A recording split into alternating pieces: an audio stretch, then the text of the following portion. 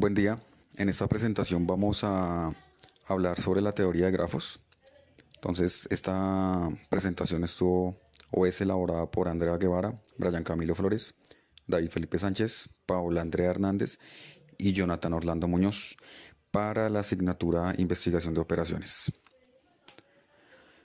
Entonces la teoría de grafos, lo que vamos a hacer con esta presentación es definirla, brindar una definición simple y algunos ejemplos de cómo se aplica en casos de la vida cotidiana. Entonces, normalmente lo que se busca lo que se busca con la teoría de grafos es aumentar el desarrollo de las actividades diarias, o sea, es decir, optimizarlas, y dependiendo de los entornos y el campo de desempeño en el cual se esté utilizando. Entonces, la teoría de grafos en matemáticas y en algunas ciencias como la computación o como en la ingeniería de sistemas en el caso de nosotros, la teoría de grafos es conocida en algunas ramas de la ciencia como la teoría de las gráficas y se encarga de estudiar las cualidades o propiedades de los grafos de ahora en adelante conocidos como gráficas. Se conoce a lo anterior como un conjunto de objetos de nombre vértices o nodos también, y se suma una selección de múltiples vértices.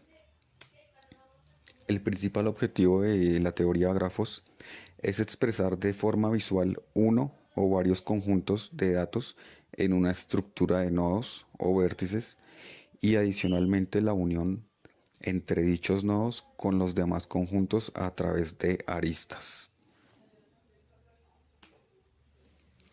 Entonces, las aplicaciones. Una de las aplicaciones más comunes que vemos en el diario vivir es en las redes de telecomunicaciones. En nuestro caso, conocemos que tenemos proveedores de este servicio como ETV, Claro, UNE. Entonces, estas empresas al momento de montar, cuando montaron toda la estructura de sus redes, aplican esta teoría de grafos. Entonces, por ejemplo, las centrales que están ubicadas, un ejemplo de ETV, se basan en esta teoría y por eso están ubicadas por ciertos sectores. Entonces, un claro ejemplo es, digamos, con el diagrama de Voronoi, que es la imagen que estamos viendo en esta diapositiva.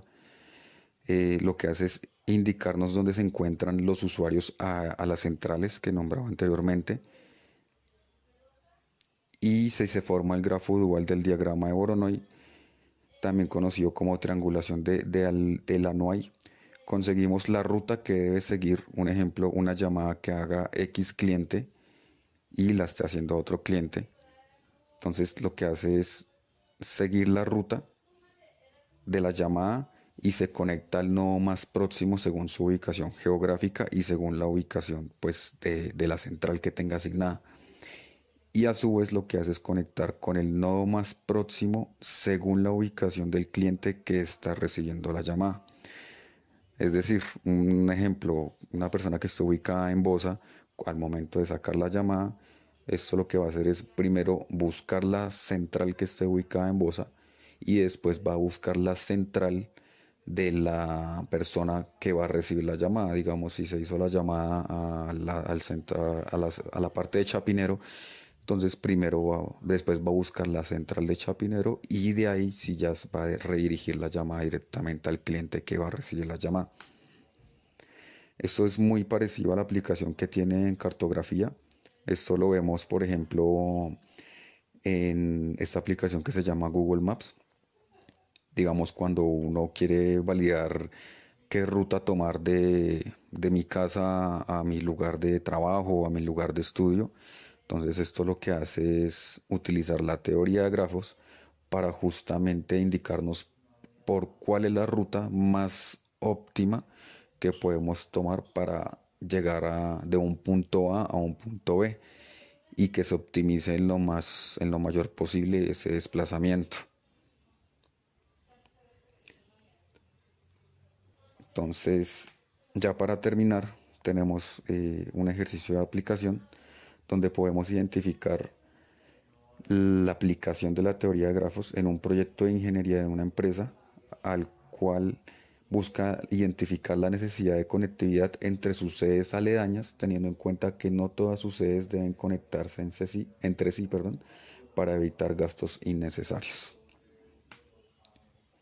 Al analizar el alcance del proyecto, los ingenieros toman la decisión de realizar un grafo de tipo no dirigido para optimizar los gastos y las conexiones.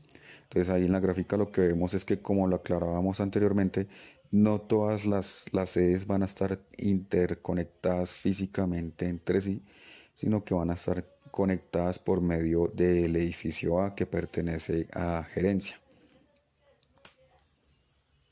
Entonces, teniendo en cuenta el caso del proyecto, el equipo realiza el diseño estructural del grafo sobre el ejercicio que se debe resolver, plasmándolo de la siguiente manera, que es muy parecido a la imagen que veíamos en la diapositiva anterior. Validando el grafo del proyecto se evidencian las siguientes conclusiones necesarias para implementar el proyecto en la conexión entre sedes. Conociendo que el grafo se construye en nodos y vértices, se estructura los siguientes datos. Número de vértices, 6. Este número equivale al número de sedes que se desean interconectar para el paso de información entre las mismas. Entonces son 6 sedes.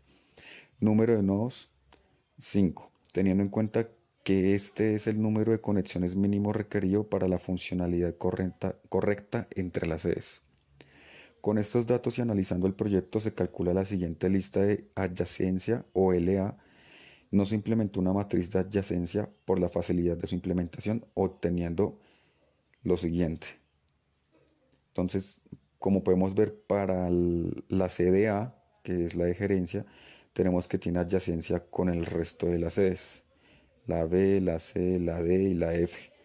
Y para el resto de las sedes, para la B, la C, la D, la E y la F, simplemente van a tener adyacencia con la sede A. Conclusiones. Podemos evidenciar que la teoría de grafos permite identificar la relación de orden entre los datos afines. Nos permite determinar la identidad entre puntos diferentes conectados a una red para conocer el impacto proporcionado.